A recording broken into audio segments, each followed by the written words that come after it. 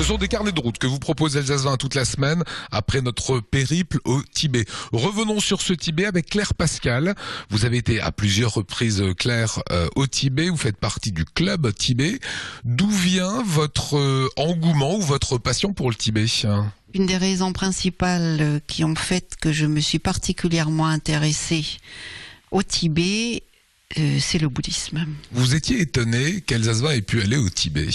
Oui, j'ai été très étonnée que vous soyez au Tibet aujourd'hui, en octobre 2013, puisque pour autant que je sache, nous avons essayé d'y retourner justement avec le club Tibet l'année dernière.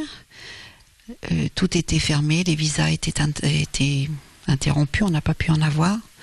Et on nous a dit que le Tibet est fermé aux étrangers. Pour quelle raison ? Eh bien, justement, nous aimerions bien le savoir. Et comment avez-vous fait pour rentrer au Tibet ? C'est la télévision. On a été la seule chaîne de télévision en France à être admis au Tibet. Parcours quand même entouré d'autorités chinoises. Quelle est votre vision du Tibet ? Vous êtes allé à 3 reprises. Qu'est-ce que vous en retenez ? Ce que je retiens, c'est essentiellement le courage du peuple tibétain. Leur sympathie, leur sourire, leur ouverture, malgré une oppression et un manque de liberté depuis maintenant 60 ans. Que vous avez ressenti ? Très fortement. Déjà, il y a des policiers partout. Tout est encadré, mais ils disent simplement qu'ils n'obtiennent pas de travail.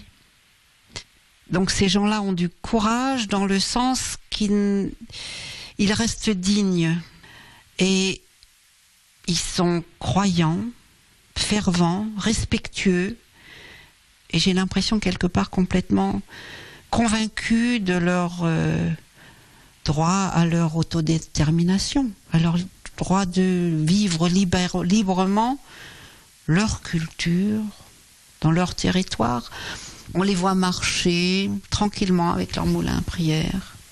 Vous avez à côté des voitures, des klaxons, des motos. Dans cette folie bruyante, pour eux, c'est ce qu'ils ont à faire. C'est leur chemin. Les Tibétains ont l'intelligence de respecter le cadre qu'on leur impose. Sont-ils totalement libres ? Je ne le crois pas. Ils sont très encadrés, c'est sûr. Ils demandent simplement à pouvoir vivre librement le bouddhisme, tout simplement, et à pouvoir avoir droit à l'autodétermination, c'est tout, voilà. Ils demandent même pas plus, et je ne comprends pas qu'il n'y ait pas droit. Ça me paraît assez incroyable. C'est le regard qu'on voulait donner aujourd'hui sur Alsace 20 d'une passionnée du Tibet, membre de Club Tibet. Merci.